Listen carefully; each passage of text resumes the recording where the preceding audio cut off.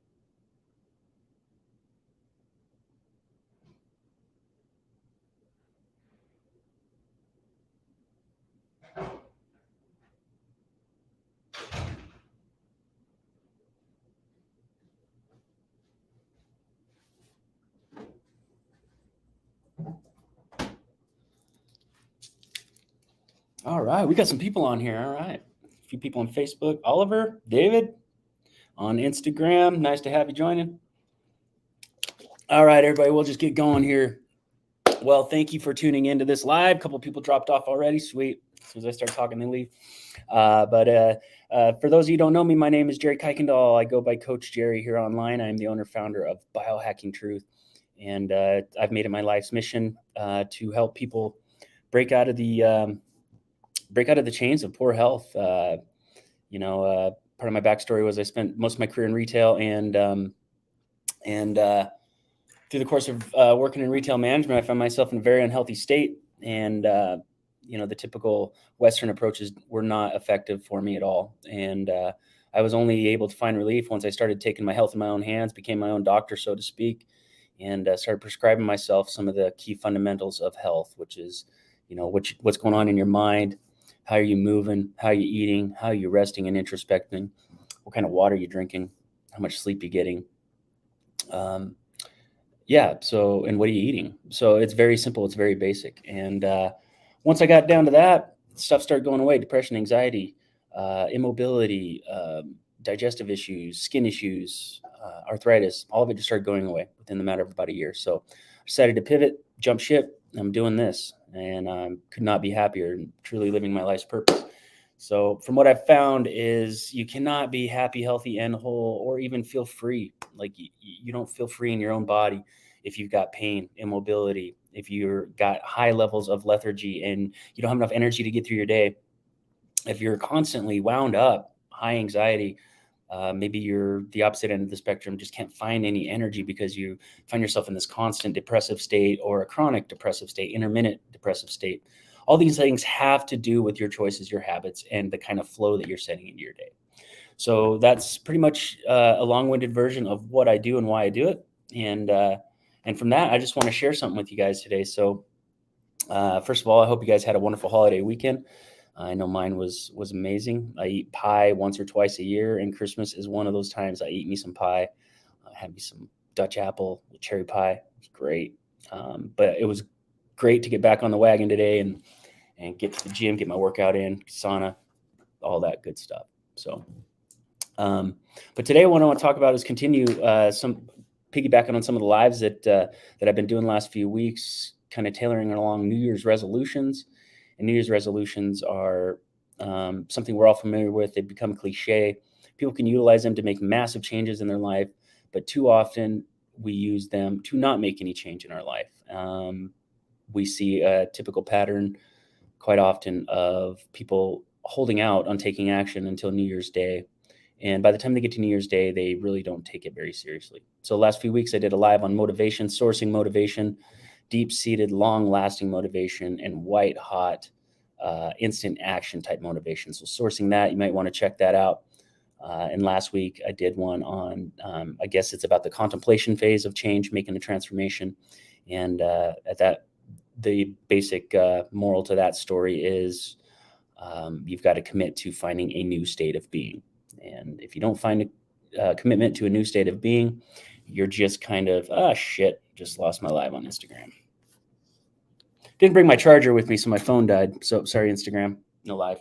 That being said, so people aren't prepared to enact their New Year's resolutions. They aren't prepared to really take on this massive amount of change. And because they're not aware that it was their preparation and goal setting process that really cost them the success, they fall into a belief system that mirrors something like, I'm getting too old for this. This isn't for me. My glory days are gone. Well, some of that might be true to an extent. Oftentimes we put way too much credence into that perspective, into that personal myth. So we don't ask what else is true. We don't ask, could the opposite be true? And what is the synthesis of those two ideals? We don't do that. We just say, I'm tired of feeling this way. I'm tired of looking this way. I'm going to do something different.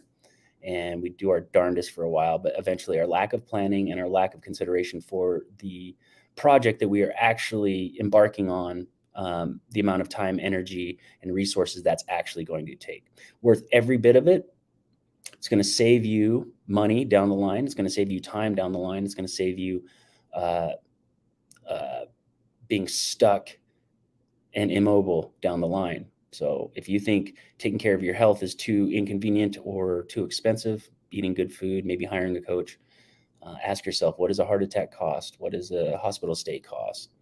What does canceling vacations and trips cost because you have surgery scheduled or doctor visits scheduled? Maybe you're seeing a physical therapist quite often. There's a physical therapy clinic in the gym that I attend regularly, and see it all the time. You got these elderly people, and they're all working on their balance, and they're all working on like lower limb stuff, body coordination, recovering from injury. But looking at them, they don't move well. They have no real biomechanical awareness. And this isn't a judgment, but I could probably be pretty spot on if I were to assume that a lot of those people spent a lot of their life not really caring about their health until they were told they had to, because they slipped and fell or they got a bad doctor visit or what have you. So if we're going to take the time to be proactive and we're going to get out in front of this and we're going to set a New Year's resolution, or I don't care if it's a January 1st resolution, a March 1st resolution, a July 15th resolution, if we're going to set an intention to change, like I said, we've got to source our motivation, and we've got to get in touch with the fact that we are committing to being a new person on a high level, on a deep level. And so quite often, a lot of times what we see is a diet and exercise program. Now, if we think about diet and exercise, they really are the centerpiece of health. They are the foundation. They are the foundation of everything that you're going to build with your health. Now, it doesn't just we don't just build our pillar of health around diet and exercise, do we? No. You've got to have your mindset in there. You got to have sleep and introspection, and drinking high quality water, and eating real species specific food. But you've got to start somewhere. And I'm a firm believer that starting somewhere in the realm of diet and or exercise is the best place to start. Some people prefer starting with like meditation or yoga, combining the mind and the body, and all that's great. All that's wonderful. But the big point I'm trying to make here is that if we bite off more than we can chew, if we take on too much at the start of the program or any point during the program, if we take on too much at once, then we're highly likely to get overwhelmed. We are going out of that 95-5 balance, where 95% of the stuff we do is unconscious. It's habit. It's stuff we don't even think about. And the 5% is stuff we actually got to apply mental energy to. Well, now we're skewing that ratio quite a bit. We might be going from 95% subconscious to 90% subconscious. I don't know if there's a study out there that's really studied it, but you're utilizing a lot more brain energy. And so that's why I really, really advocate for picking one and starting with it, whether it be diet or exercise. You can do both. Depends on your personality type, depends on how motivated you truly are, and how much extra time you have. particular or specifically anecdotally, I am the type that likes to take on a bunch of changes at once and see how many of them stick. And after a couple weeks of trial and error, a couple of them become really, really uh, efficacious for me, and I see the value in them, and I'm motivated to continue nurturing those habits. Some people like one at a time. That's fine. Two at a time. That's fine. Whatever your particular rhythm and flow is as far as making changes, know what it is and appeal to that. So if you're the type that likes to take on a bunch and see what sticks, go for it. If you're the type that likes to do one at a time, go for it. But don't be the type that likes to take on a bunch at a time, see what sticks, and then just slow yourself down. And also don't be the type that likes to just take things slow and steady and consistent and just jump into the fire with both feet. But that being said, most people are along the lines of less is more, and so that's what the theme of this particular live show is going to be about. So we're going to assume that less is more in everything I'm talking about here. But like I said, most people do too much. They go from not planning their meals at all, not really eating anything healthy, not having any intention behind their meals besides how it's going to make them feel or what relief it's going to provide or what stress it provides, and having to figure out what to eat. So that's their current relationship with food. Maybe it's abusive on some level. They punish themselves with food or reward themselves with food. So you've got that. And then generally, typically, people want to combine a workout program with that. They may or may not have some knowledge on how to build a workout program. Most people don't, not an effective one anyway. They overestimate their current abilities because they're comparing themselves to what they used to do in the gym, or maybe they've never stepped foot in the gym. But either one of those scenarios, you're going to need some guidance, or you're going to need to find a reliable program that is not going to hurt you and is going to challenge you as well. So there's a fine line there. So if you think about going from nothing to going to that, you've got to plan your meals, you've got to source good food, you've got to figure out what your ideal plate is, and then you've got to figure out what kind of program you want. How much time do you have? Are you someone who wants to really blast the cardio and do circuit type training? Or are you the type that'd rather take it long rest periods, short working periods, and really increase the strength? Do you want to increase your muscle size? Is it somewhere in between? Are you leaning more towards functionality? These are all things that you got to decide, and this should be in the pre-contemplation phase and in the contemplation phase. But like I said earlier, a lot of us don't go through that. So pick one. Like I said, I recommend diet to go with first, and the reason is because that is the more disciplined approach. Well, you get a great feeling when you've fed yourself well for the day. At the end of the day, when you're laying there in bed and you've eaten well for the day, you get this really balanced feeling. You don't get this feeling like your body's fighting something, like your body's inflamed or bloated. So that's really good. But compared to the feedback that you get from exercise right away, the BDNF that gets released, brain-derived nootropic factor, really enhances our sense of well-being, enhances our energy optimization. So we get more miles to the gallon. We're more clear, we're more focused. So you get this real direct, immediate feedback from exercise. And you don't necessarily get that with diet until you've been doing it long enough to where you're really tuned into your body and really tuned into the feedback that you're getting from the food that you're eating. But at the start, you're probably not going to get that. You'll feel it at the end of the day, maybe the end of, after a 3-day stretch of eating clean, you're going to really feel different. Maybe after a week, you're going to feel really good. You're going to feel really different, but it's not that constant feedback that you get from exercise. So diet is the more disciplined approach, in my opinion. It takes a lot more. When you go for a workout, you decide what your workout is and you go once. Most people. Some people do double days. But for eating, you're having to make anywhere between 1 and 5 decisions for the day, depending on what your training schedule is, and if you're eating small meals or if you're eating, like doing an intermittent fast and eating big meals. But again, everybody's different. But it's the more disciplined approach, and it's quite honestly, it's the one that if you get injured, you can still eat clean. If you break your leg, you can still eat clean. You can't squat anymore, you can't lunge anymore, but you can still eat clean. And no matter what goes on in your life, what virus comes out or what you're exposed to, if you're eating clean, you're more likely to stay well. Okay. Whereas you can work out, you can work your ass off in the gym, but if you're not eating clean and your diet doesn't complement it, and you're not throwing in those other aspects of health and wellness, what's going on in your mind, what kind of water are you drinking? How much sleep and introspection are you getting? And I guess diet's the one we're talking about. So it's real easy to lie to yourself when you're in the gym and you're kicking ass and you're making big gains in strength and whatnot. We start thinking, oh, I can eat a little more. I need to eat a little more. I'm under eating and overtraining, all these things that we see online. And quite honestly, with the amount of time that we have and the type of workout programs that we're doing as people just walking around and not doing fitness for a living, the chance of you overtraining and under eating is probably pretty low at this point. So pick one. Go from 0 to 1,000 and a couple different things, because what you're going to do is you're going to end up half-assing either your diet or your workout or both if you take on too much. Pick one and really perfect it. Okay. So if you think about let's see here. Share screen. All right, so if we look at here, I've just pulled up a DNA helix. So if you think about diet and exercise and the overall body of health. Now, if you think about what a DNA helix is, right, it's encoded information, and this programs the body and tells the body what to do. And it's based on the code that's in this DNA.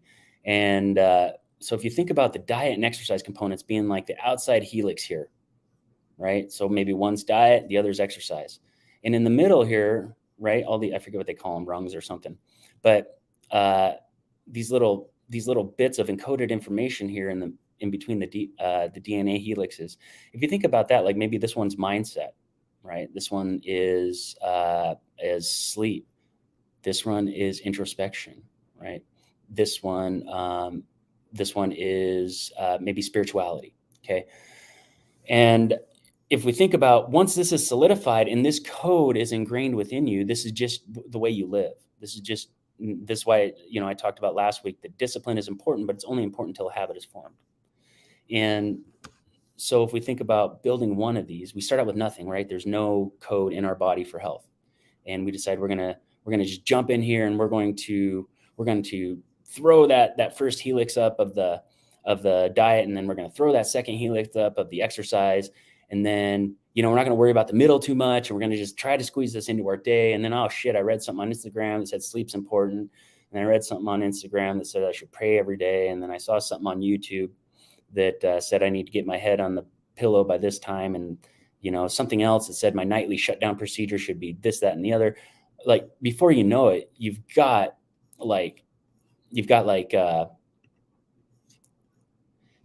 or 12 different concepts rolling around in your head, which you have no conceptualization of or contextualization of, and then yet you're trying to actualize it. So we skipped the conceptualization, we skipped the contextualization, went right to actualization in most cases. Now we think we conceptualize it and we think we contextualize it, but we really don't.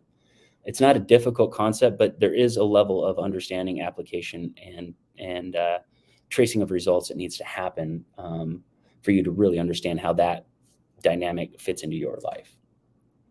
So what I recommend doing is building one of those helixes at a time. So you're going to jump in there and you're going to perfect maybe this one helix here. Apologize, I've got the most obnoxious screen share ever. All right, so we're just, think about your plan. Think about maybe by June, right? You're going to start in January. Maybe by June, you're going to have yourself a nice little baby DNA helix formed, right? And through that, you've built your diet habits and protocols, and you built your exercise habits and protocols. And then you started to look into sourcing your thoughts, chasing your triggers and your shadows. And then you thought about really taking a look at your spiritual health and how much you're dedicating to it. And then maybe we're going to take a look at getting to bed on time, maybe a nightly shutdown procedure, but let's talk about getting to bed on time first, right? And then maybe we're going to squeeze in some meditation with our prayer, something like that. So pick one, January 1, go out, work on building this helix. Now, how do you build a helix around diet and nutrition? All right, what's that look like? Don't I just start eating better? Well, actually, no. So typically with with my clients who are just interested in fat loss or weight loss or generally fitness minded, their very first homework assignment is generally build a menu. And I don't care what you put on it. I don't care if you put double fudge brownies, pizza, lasagna, spaghetti, tacos with fried tortilla. I don't care. Just put something on it and follow it. And I would say 8 out of 10 times, it doesn't happen. They attempt to make a menu. They make a menu for a day or two, but then they just wing it. Like that's how our brain works, right? We are so uncomfortable doing anything new that something that we think is that important, we're going to sabotage it. It's not because we don't want to succeed. It's because we just don't want to spare the mental energy to think about it. Now, I get all kinds of excuses on why those menus don't happen, but it all boils down to that was your strategy for food when you came into this. Your strategy for food was reactionary. You didn't have any planning. You weren't playing offense whatsoever. And now you've got a new plan on new foods to eat, and you still can't build a menu, even though if I told you to put double fudge brownies on it, if you wanted to. So we got to get disciplined in planning our meals, eating intentionally. So that's the first thing. Really get down to making food intentional. When it comes down to diet and exercise, there's no drug that exists. There's no surgery that exists that can provide the benefits that proper diet and exercise can provide. And on top of that, there's zero side effects, negative side effects. And yet we look at it as a luxury or an afterthought. So this is how important it is. So think of it as the most important thing you could do for yourself. Think of it as you are literally like whatever a heart surgery costs, you have a widowmaker heart attack, whatever it costs for them to roll you in there and put stents in your heart. Just think that someone is paying you that amount of money to come up with a plan that you're going to follow. Think of it that way, because it's really what you're doing. You're paying yourself to get healthy. But it comes down to eating intentionally, get in the habit of planning your meals out a week at a time, a day at a time. I don't care what it is, but if you're eating something out of convenience or out of rush, even if you're making a good choice today, that's going to catch up with you. I promise you 100% it will catch up with you. Now, are you going to have to write menus for the rest of your life? No. See, we live structured and so that we can live structureless one day, right? We can't just form a new habit doing what we used to do. We've got to do something different. So we've got to form a little bit of discipline to form a new habit. So you're going to build a menu, simple, super easy, nothing hard about it. Build a menu. From there, you're going to track your mood, energy, and bowel movements. Like what was my mood for the day? How was my energy? And what did my turds look like? Now, just to rehash that, you want your bowel movements to be, nice and firm. They're going to be uniform shape and size. They're not going to be too offensive in odor, and they're going to float. So if they're a weird consistency, or we've got too much sinking, maybe too much floating, maybe too airy, all kinds of things can go on. We're eating things we're intolerant of. We're not digesting our food. Maybe we're heavily imbibing in toxins. Maybe we're dehydrated, but there's all kinds of things. But yeah, poop is really a report card. So you're going to track that. You're going to write a menu. You're going to track your mood, energy, bowels, hunger. And then from that, you're going to make adjustments. You do that for a couple of weeks, you'll find your perfect plate. For me, like my perfect plate to satisfy hunger, for energy, to avoid bloating, to kick out excess hunger from blood sugar spikes and insulin dumps. Like the best plate for me is literally like a big hunk of grass-fed meat and a small amount of vegetables. That's it. If I throw a little bit of rice in there, depending on what my training was, if I throw a little bit of rice or some other starch, I'm going to be hungry all day, every day. Like it just creates hunger in me. Simple carbohydrates. So that's for me. Spending time, find your perfect plate. And then from there, you'll get the direct feedback. It's something that you created. Nobody told you to do it. No one told you this is what you're eating. You've crafted it. You've built it like an adult. You're inching your way towards sovereignty, breaking your dependence from other people telling you what to do and how to do it. And you're becoming more and more of your own doctor just by getting your diet on track. And then after that, we're going to look at building this other helix, which is the exercise.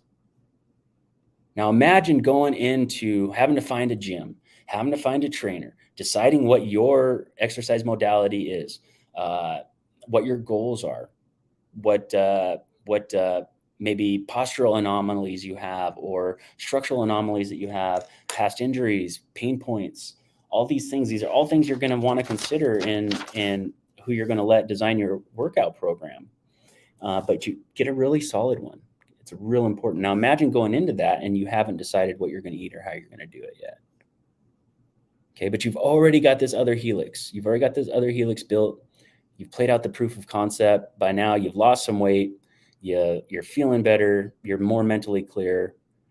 You're more emotionally resilient. All these good things have happened just by eating real species-specific food. Now you're going to get into this. You're going to decide what exercise modality you want, what your goals are. Like I said, any structural, postural anomalies, pain points that you might have in your body. And from there, you're going to find someone that really understands how the human body works. And don't just go to Billy Bob at the local gym unless Billy Bob's a stud and knows what he's doing. Don't just hire a trainer because they're a trainer, because they're a professional. Really get into what their philosophy is behind exercise and fitness. Are they the type that just throws workouts at people and doesn't do a proper thorough assessment beforehand, doesn't listen to feedback from them? If you tell them that an exercise is too difficult, do they tell you to just tough it out or do fewer reps, or do they actually make an adjustment to your program based on what you need? So these are things you're going to have to consider. If you've been removed from the gym for a long time, don't just pretend like you never stepped in before. Don't compare yourself to where you used to be, what you used to be able to do compared to what you can do now. Just go in there with beginner student mind, and whoever's writing your program, find out if they consider mobility, postural alignment, dynamic and static postural alignment, core work, stability of the spine and the inner unit of the core, protecting the organs with your workout program.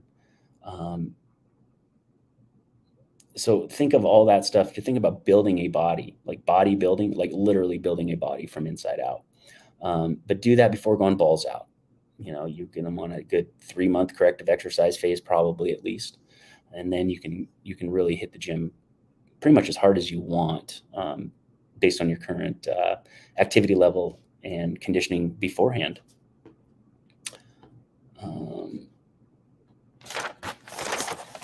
So another 3 months of that. So you're looking at like 6 months in. Now we're talking about June, right? Starting January, come June, we've really took the time to build these the helix of the double helix here of the diet and exercise.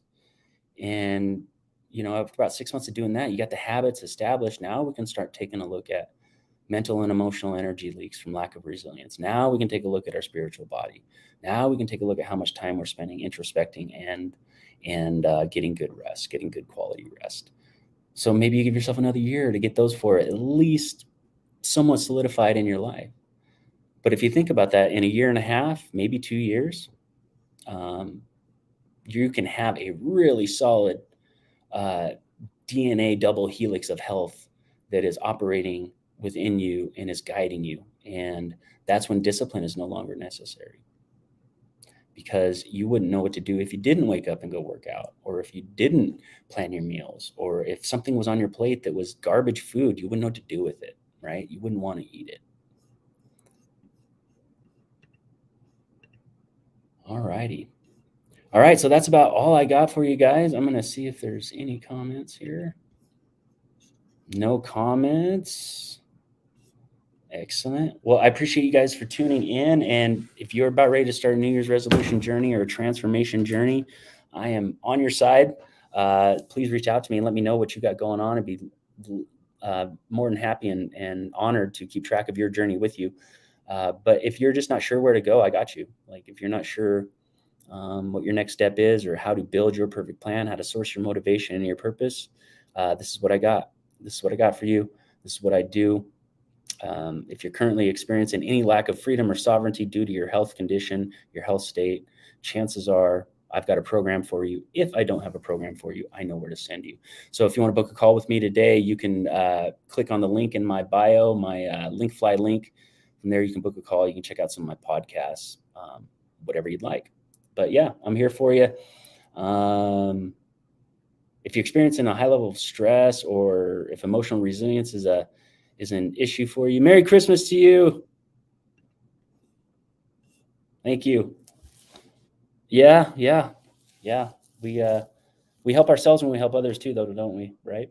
Um, but anyway, if you're experiencing a lot of stress or lack of emotional resilience, or you just need to know how to time out in your day, reach out to me. Post something in the comments, DM me.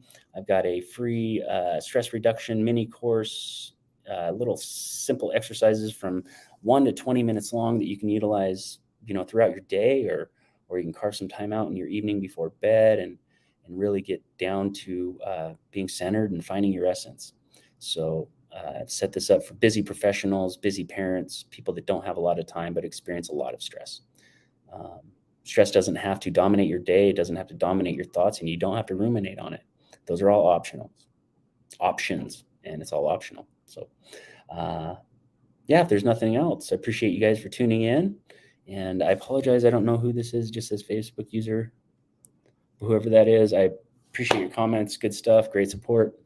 And if you ever need anything, reach out to me. You can find me direct, 406-241-3763. You can reach me on email, jerry@biohackingtruth.com, or you can leave a comment down below. All right. Appreciate all your love and support. Peace. Much love. Live well. Happy New Year. New you. New year. New you. New state of being.